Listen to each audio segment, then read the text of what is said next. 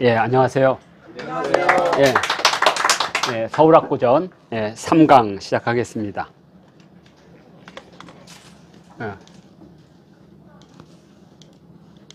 자, 이 원문 이렇게 했지만 그래도 그냥 간단하게 몇 가지만 보도록 하겠습니다. 자, 여기 보면 이 한양부, 고려시대 때는 여기 한양부였다. 한양부. 그래서 다른 때는 이제 또 남경이 될 수도 있어요. 남경. 근데 이제 고려 후기로 오면 이제 한양부가 됩니다. 한양부. 그래서 한양이라는 것은 한수의 북쪽이라는 뜻이죠. 한양. 그래서 이때 부윤과 판관을 두었다 이렇게 되어 있죠. 자, 그리고 본조. 이때가 원나라 무종 때네. 옛날 무종 때. 본조, 태조, 강원대왕 3년 갑설 10월 갑오일에 이곳에 정도를 했다. 이렇게 되어 있습니다. 그리고 이때 이제 한성부로 바꿨다. 그래서 앞 시간에도 얘기했지만 서울의 공식 행정명은 한성부. 그리고 지명으로서 부를 때는 한양, 그 다음에 경성 이런 식으로 불렀다. 한경이라도 부르고 경조라도 부르고 이렇게. 그래서 요것만 구분할 줄 알면 될 것 같습니다. 행정명과 지역명. 땅 이름으로 행정명은 한성부. 그리고 지역명으로는 경성, 경도, 우리말로는 서울 이렇게 불렀다. 정도로만 간단하게 하겠습니다. 자.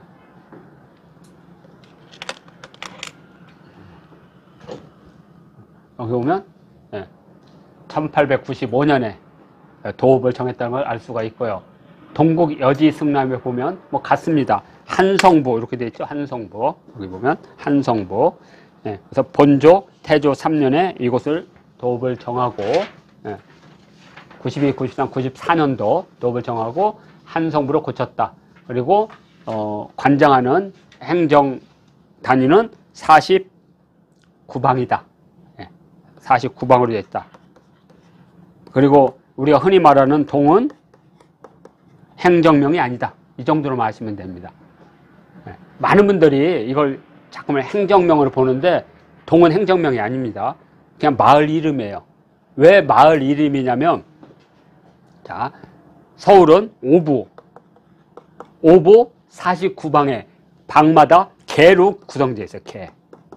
392개인가 이렇게 되어 있습니다. 그러니까 요게 우리말하면 통반 정도 될 거예요. 이것은 이제 공식 그 행정 지명에는 안 오는 거니까 실제로는 5부 49방 이렇게 보시면 된다. 5부 49방.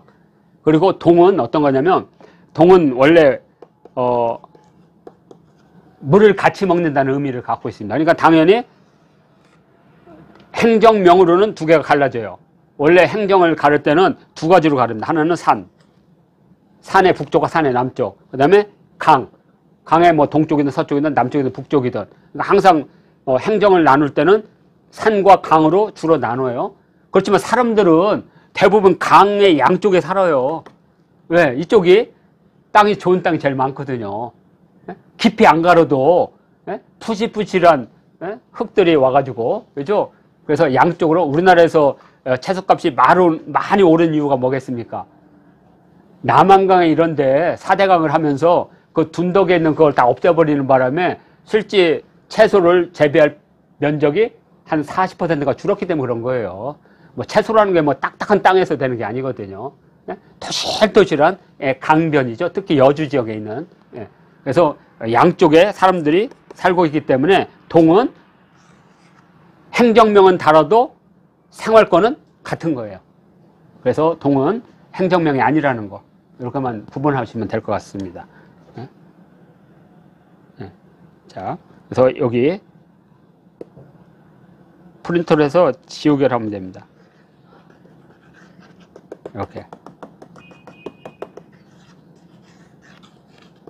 이렇게. 그래서 여기 그대로 읽으시면 됩니다. 동부는 12개의 방을 관할하고, 남부는 11개의 방을 관할하고, 서부는 8개의 방을 하고, 그래서 그런 부가 있었는데, 그 부가 있는 그 마을을 예전에는 붓동이라고 불렀어요. 부가 있는 마을이니까 붓동. 근데 이게 부가 이게 된 겁니다. 붓동. 이거구나. 재밌는 건데요. 그 다음에, 자, 잉크색. 자, 부동이죠, 부동. 부가 있었던 동이니까. 부동. 이렇게 이제 부동이라고 했는데, 이게 이제 우리말 할 때는 좀 세게 발음하잖아요. 그래서 붓동이 된 겁니다. 붓동. 그런데 이 붓동을 이제 일본인들이 다시 행정명을 바꾸면서 1914년 이후에 바꾸면서 붓동이니까 얘들이 붓을 뭘로 바꿔요? 필동으로. 그렇죠. 그렇게 붓필자. 예. 우리나라는 그런 거 많습니다. 예? 그러니까 예를 들어서 예전에는 이제 예를 들어서 넓은 달, 너른 달. 그러면 이제 그게 이제 넓다. 그러면 그게 너른하면 노루가 되죠. 그러면 뭐 장교, 장현 이러죠. 노루장자를 써서 사실은 길다라는 의미를 갖는 그런 게 되게 많거든요. 예. 그래서 순수 우리말을 한자로 옮기면서 그 한자의 뜻을 잘못 오해해가지고 소리를 잘못 이해해서 이렇게 하여튼 이런 식으로 되어 있습니다. 방한한다. 5부는 지금 호조에 속한다. 왜 호조에 속하냐면 이 호조가 바로 호적을 정리하고 그 세금을 받는 것이기 때문에 그래서 호조에 속한다. 이렇게. 그러니까 어떤 관청에 있는 속아문이 되겠죠. 속아문, 속아문, 차아문이라도 하고 하여튼 이렇게 되어 있습니다. 자, 그리고 지금 현재 있는 이러한 그 서울의 어떤 행정이나 관리, 관직 제도를 그대로 반영을 해서 이제 만들어지는 게 바로 승경도가 되겠습니다. 그러니까 승경도도 주로 이제 조선 초에 관직을 가졌던 승경도는 별로 남아있지 않습니다. 대부분 지금 승경도는 종이에다가 기름종이나 이런 데다 써서 한 것들이 많지 않습니다. 그렇기 때문에 조선 초의 관직보다는 아무래도 18세기 이후에 관직들이 많은데 그것도 관직이 어떤 왕이나 시기에 따라서 이렇게 우대하는 관직이 있고 그러니까 예를 들어서 경호처가 셀 때가 있고 비서실이 셀 때가 있고 그러시 하다 보니까 현재 승경도 남아있는 승경도가 무지 어려워요. 그리고 200년 전에는 그런 관직들이 당연했는데 200년이 지난 지금은 그 관직을 잘 몰라요. 그래서 지금 현재 우리 전통놀이 학교에서 만드는 승경도는 그걸 다 배제하고 진짜 교과서와 이런 데 나와 있는 걸 기준으로 해서 다 바꿨다라는 거죠. 그래서 한번 하게 되면 전체적으로 조선시대 관리들이 어떤 방식으로 관직에 들어가서 어떤 방식으로 승진하는지를 일목요연하게 볼 수 있도록 이렇게 잘 만들었습니다. 그리고 또 하나는 이걸 하게 되면 품계를 적어줘야 돼요. 품계. 품계가 없으면 이게 참군이 도대체 얼마나 높은지 잘 모르잖아요. 그래서 거기다가 정일품 뭐 이렇게 해놓으면 금방 이해가 되죠. 그런 식으로 하면 서울을 조선 역사를 이해하는 데 많은 도움이 된다. 이렇게 보고요. 다음입니다. 경조부지 아까 말씀드린 대로 서울시 업무 편람이라고 했죠. 그래서 여기 보면 경조부지 이렇게 돼 있죠. 경조부지. 본 경조부는 제중부 징청방에 있다. 호조는 제남, 그죠? 호조는 남쪽에 있고, 그다음에 이조 여기 이조, 이조는 제 북쪽에 있다. 그죠? 이조는 북쪽에 있다. 그러니까 이조, 호조, 예조니까. 그죠? 이조, 호조, 예조니까. 그 사이에 경주부가 있다는 얘기입니다. 그러니까 이 말하면 요거죠, 요거 지금 표시한 여기가 경주부가 있던 자리입니다. 있다. 서쪽에는 큰 길이 있으며, 그러니까 서쪽에 큰 길이 있다는 것은 이걸 말하는 거죠. 여기가 동쪽이니까, 여기가 서쪽이니까. 서쪽에는 큰 길이 있으며 육조대로가 되어 있고, 대문은 서쪽에 있다. 당연히 이게 이제 육조니까 여기서 이렇게 들어갔다가 이렇게 나오는 거죠. 그러니까 여기가 호조가 있으면 당연히 문이 여기에 있죠. 문은 당연히 서쪽에 있고 후문은 동쪽에 있다. 근데 왜 그러냐면 이 서쪽이 이제 이렇게 들어가지만 많은 사람들은 이쪽에서 활동을 해요. 이쪽에서. 그러니까 당연히 후문은 동쪽에다 두는 거죠. 이렇게. 원래는 남쪽 문에 둬야 되는데 남쪽 문에 둘 수가 없는 게 육조는 서로 마주보고 있게 돼 있어요. 그러다 보니까 대문이 다 서쪽에 있다. 그래서 이렇게 경조부지에 우리 한성부를 소개하는 여기부터 시작합니다. 그래서 이제 판류는 뭘 하고 하는 것들을 쭉 놓은 것이 바로 경조부지다. 보시면 되고요. 경조란 이름은 여기서 나왔다. 서울을 뜻하는 글자는 현재 4개의 가능성이 있습니다. 그냥 순수 우리말로 서울. 서울이 어디서 왔냐면 국어학에서 하는 문제고, 그 다음에 또 하나는 서울이 위례성에서 왔다. 백제 수도였던 위례성, 위례. 이까는 말. 그런데 이제 우리 한경지략에는 처음으로 서울을 그대로 서울이라고 썼습니다. 서울. 이게 최초의 서울을 순수 우리말을 음역한 겁니다. 그러니까 이 서울의 한자는 의미가 없어요. 그냥 발음으로 그냥 서울이에요. 서울. 이렇게 풀 우거지물에 서서히 서자. 그러니까 서울아. 그래서 아마 이걸 쓸 때 이 서자를 왜 썼냐면 서울을 뜻하는 글자 중에 경주에 서라벌이 있었잖아요. 그러니까 서자를 하면 사람들은 서라벌을 인식하기 때문에 사람들이 이제 이걸 쓰는 사람들은 머리가 좋아야 되잖아요. 그래서 뭔가 연상을 해야 되잖아요. 연상. 그러니까 예를 들어서 우리가 부처님 하면 이 안이불자에다가 사람인자를 쓰잖아요. 안이불자 사람인, 안이불 사람인. 근데 이 발음이 붓이거든, 붓. 그래서 우리가 불탈 때 이렇게 쓰잖아요. 붓다. 이렇게 쓰는데 요 타자는 우리가 말한 낙타와 거의 같은 뜻, 이건 이제 언덕이지만 낙타도 이렇게 쓰거든요. 그러니까 타하면 낙타를 인식하면 낙타가 어디서 왔느냐? 서쪽에서 왔잖아요. 그러니까 불은 사람이 아니니까 깨달은 사람이니까 깨달은 사람이 서쪽에서 왔다 하면 부처를 생각하게 되는 거죠. 발음도 붓다. 붓다. 그러니까 음역과 의역을 동시에 이렇게 맞추는 거죠. 이것도 똑같은 거죠. 그냥 음역이지만 서자 속에는 그게 있는 거고, 우리라고 하는 것은 이렇게 숲이 우거지는 어떤 공간을 말하기 때문에 서울이라는 공간이면서 음도 서울. 이게 옛날에 음역과 의역을 하는 방식, 이걸 격의라고 합니다. 격의. 격의 불교. 격이라는 것은 네모난 걸 격이라고 하거든요. 그러니까 우리가 흔히 말하는 이렇게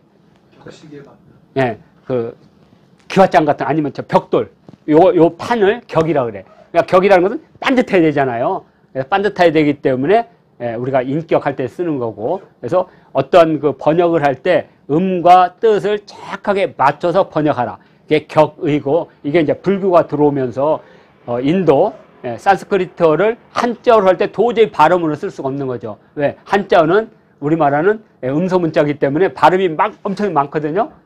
그런데 한자는 딱 고리버잖아요. 그러니까 이게 쓸 수가 없어. 그래서 한자를 번역하는 사람들 늘 생각해 뭐냐면 음을 비슷하게 쓰되 뜻도 비슷하게 맞추려고. 이게 이제 바로 불이 되겠습니다. 그 다음에 탑 같은 거, 이것도 전형적인 음역입니다. 많은 사람들이 탑을 불교에서 온 것처럼 생각하지만 탑은 원래 우리 한자어에 무엇인가 쌓는다는 뜻이에요. 흙담을. 그런데 이제 주로 사당이나 아니면 이런 거 쌓을 때 흙담을 주로 쌓거든요. 이렇게 쌓는데 저쪽에서 수투파가 들어와요. 수투파. 그 수투파에 투파를 짧게 하면 탑이거든요. 투파. 그래서 탑이라는 발음을 한자어의 발음과 같으면서 뜻도 비슷한 거. 탑 이렇게 만드는 거죠. 그래서 서울, 위례성, 서울, 그리고 수위는 뭐냐면 자꾸만 중국이 우리를 한성이라고 그랬어요. 한청. 그래서 한성대학교가 떴다는 거 아닙니까? 자, 그래서 우리 순 이름으로 불러달라. 그래서 중국이 우리 서울을 표기할 때 으뜸은 숫자에다가 마을이라는 뜻을 갖고 있어요. 이가. 그래서 쇼월, 발음도 쇼월. 그러면 으뜸 도시. 그래서 지금 현재 중국에서는 쇼월을 씁니다. 수위. 요게 이제 우리가 그냥 일반적으로 쓰는 거라면, 경자, 서울 경자로 써서 한자, 경조, 경도, 경사, 경성, 경락 할 때 요 낙은 중국에서는 이제 수도를 할 때 낙양을 일반적으로 수도로 대책을 써요. 그래서 경락하면 서울이라는 뜻을 갖고 있고, 그 다음에 한자 계열에는 한양, 한경, 한산 이런 식으로 쓰고 있고, 숫자 계열은 여기가 최고 으뜸이니까, 그래서 으뜸이라는 여기서 숫자는 잘할 선자입니다. 이 선자는 많은 분들이 자꾸만 착할 선이라고 하는 거예요. 착하. 이것은 나중에 후대에 이 성리학학자들이 이러한 그 상업적, 기술적 이것을 도덕적 개념으로 바꿔버려요. 선악이라는 개념, 도덕적인 걸로. 그래서 뭐냐면 사람이 태어나서 누구에게 배우지 아니하고 스스로 알거나 잘하면서도 스스로 터득하는 것을 선이라고 그래요. 그리고 타자에 의해서 배우는 거, 2차적으로 배우는 거, 이것을 악이라고 불러요. 그러니까 악은 후천적인 거죠. 후천적, 교육적인 거. 선은 선천적인 걸 말해요. 그런데 이제 성리학에서는 그 선천적인 것 중에 마음이 뭐냐, 하늘에 그 구름이 끼지 않은 순수한 하늘 그 자체, 이 세계를 움직이는 원리, 그걸 리라고 불렀잖아요. 리의 속성, 그걸 선이라고 본 거예요. 그리고 그 리에 의해서 형성된 변화, 그걸 기라고 봤거든요. 그 기가 만들어지는 걸 뭐 정인이 악이라고 본 거죠. 그러니까 사람이 정을 품으면 안 돼. 그래서 부모님이 돌아가셔도 그걸 찍어내려. 사사롭게는 부모지만 넓게 말하면 우리가 말하는 군사부의 부예요. 나의 교화를 하는, 부모를 그렇게 보는, 하나는 생명적 존재이자 하나는 나를 만드는 교화적 존재로서 부예요. 그래서 슬픔을 표현하면 안 되는 거죠. 그래서 이렇게 해야죠. 아이고 해야죠. 눈도 흘리면 안 되고. 예. 그것도 안 되니까 나중에 곡비를 불러다가 대신 울게 한 거죠. 이렇게. 하여튼 인간의 감정을 통제한다는 거, 그게 좋을 것 같은데 나중에 보면 그게 종교적 통제하고 비슷하게 되는 겁니다. 이렇게. 자, 그래서 수선이라는 것은 모든 기술적인 것들, 이런 것들이 집약된 곳 정도로 봐야 될 것 같습니다. 수선. 예, 이렇게 얘기해도 끊임없이 자꾸만 선악이라고 하는 분들이 되게 많아요.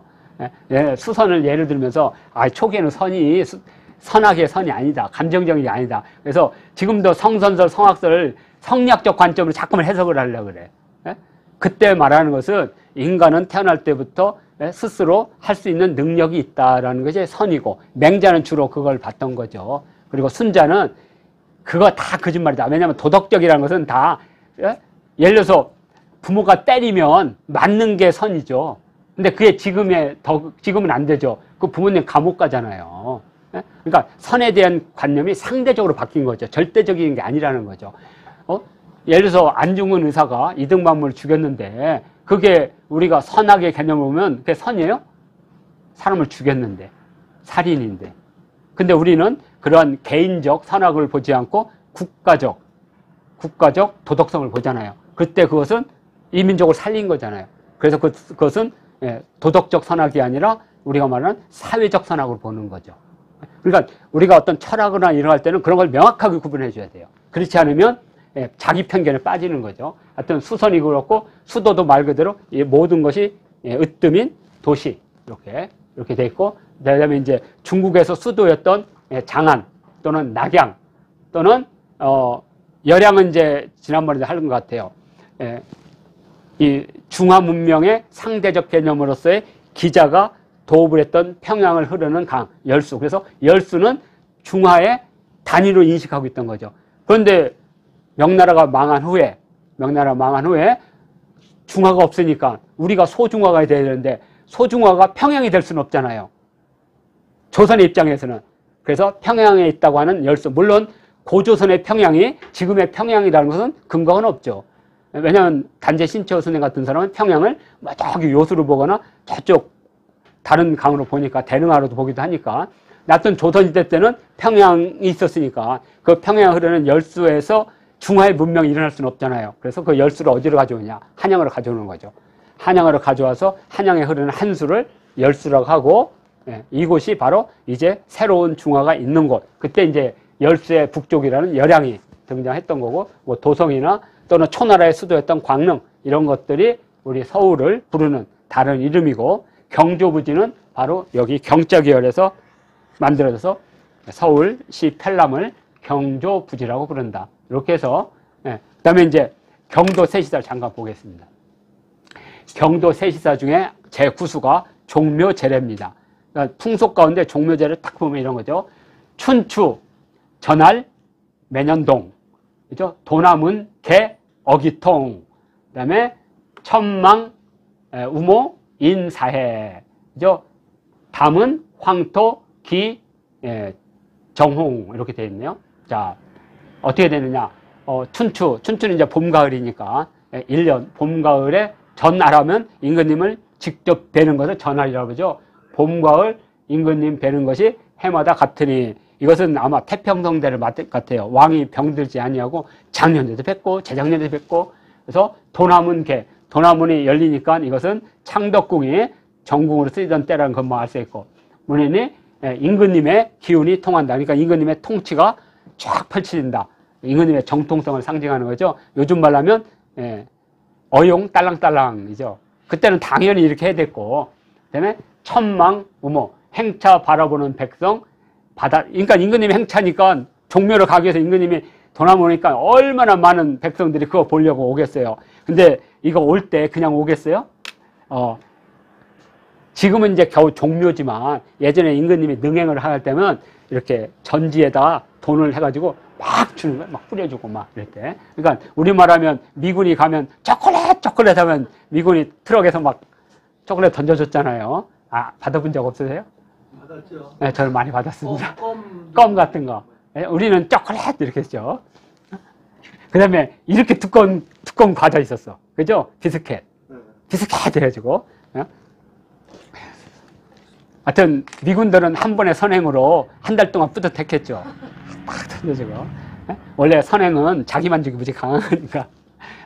그래서 천망우모. 우모라는 것은 이제 이렇게 깃발에 이렇게 둥글어서 털이 쫙 있는 것은 임금님의 가마에 있는 이제 깃대죠. 네, 우모.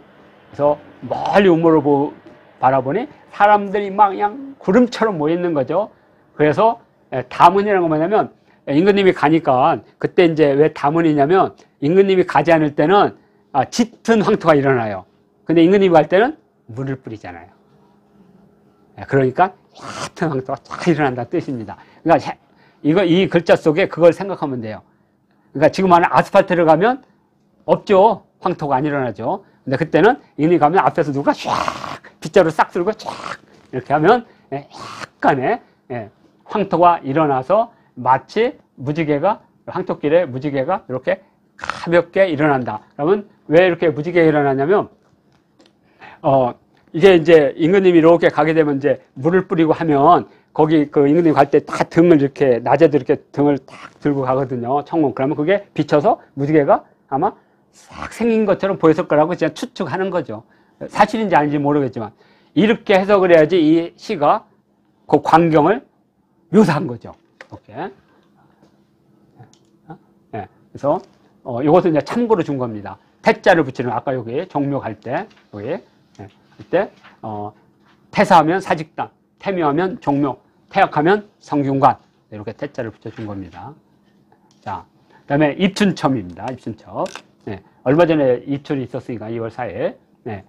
의 춘첩자 구중거 그죠? 네. 관각제신 제진여 천하태평 무사축 천문 만호 일시서. 그래서 이때 되면 이제 임금님이 임금님한테 이렇게 글을 올리게 됩니다. 이걸 춘첩이라고 하죠. 그러면 그 중에 잘된 걸 가지고 기둥에다가 쫙 붙여주고 그랬습니다. 그래서 구중궁궐에 두는 입춘첩, 그죠? 구중궁궐에 두는 구중궁궐 임금님이 있는 구중궁궐에 두는 입춘첩은 이 관과 각. 그러니까 이제 뭐 무슨 관 무슨 각 하면 그냥 일반적으로 그냥 관청이라고 보시면 됩니다. 관청에 여러 신하들이 이렇게 제진여라 뭐냐면 글을 지어서 진여 이렇게 바친다는 뜻입니다. 글을 올리게 한다. 천하태평 무사축 천하가 태평하고 모든 것이 일어나지 않도록 축원하는 이제 춘첩자를 올리는 거죠. 우리 백성들이 그냥 입춘첩하면 뭐 입춘대길, 뭐 건양다경 정도죠. 그렇지만 여기는 시로 하여튼 막 멋들어진 입춘첩들이 되게 많습니다. 실질적으로. 그래서 천문만호 이렇게 문호인데 천과 만을 일부러 이렇게. 그래서 우리가 여기 보면 그 궁궐에 가면 여기 천추전이 있고 만춘전이 있고 저쪽에 천추전이 있죠. 이렇게. 그래서 그냥 상용어로 쓰는 겁니다. 문호라는 것은 앞쪽이 문이고 두 번째가 호. 항상 두 개로 되어 있으니까. 그러니까 우리가 대문을 열고 들어가서 이렇게 집에 문을 열면 그게 호가 되는 거고요. 다시 집에 문을 열고 들어가면 이게 문이 되고 그 창문이 호가 되는 겁니다. 그러니까 상대적인 항상이요. 예, 그러니까 국가로 말하면 어디가 그냥 양화진이 문이에요. 문. 양화진이 문. 그러면 호는 남대문, 숭례문이 호예요. 문호를 개방한다는 그런 뜻이에요. 어느 한 국가의 그 도성의 출발점이 문이고 도성문이 호가 되는 거고, 다시 도성문이 문이 되면 궁궐이 호가 되고, 궁궐문이 문이 되면 또 우리 그 아는 뭐 예를 들어서 어디야 궁궐에 무슨 전각에 그게 호가 되는 거고, 또 정각문이 되면 이런 식으로 계속 문호, 문호, 문호 이렇게. 그래서 문호라는 것은 다 열었다는 뜻이죠. 내가 있는 공간을 열었다. 이렇게. 그래서 동시에 써붙인다. 일시에 써붙인다. 궁궐에, 그러니까 춘첩을 바치는 사람이 엄청 많잖아요. 그러면 좋은 걸 해서 궁궐에 모든 뭐 문이든 뭐다 다 붙인다. 뭐 이렇게. 그러면 입춘의 어떤 봄맞이를 연상시킬 수가 있죠. 이게 경도 세시사입니다. 이렇게 하면, 그래서 이런 식으로 있구나. 여기 입춘첩. 봄을 시작을 알리는 입춘의 한 해의 행운과 건강을 기원하고, 여기 입춘대길 국태민안, 입춘대길 건양대길, 입춘대길 만사형통, 뭐 이런 식으로 붙이는 거죠. 자, 이게 입춘첩이 되겠습니다. 이렇게 하면 아마 거의 끝난 것 같아요. 자, 이렇게 해서 제 3강을 마치도록 하겠습니다.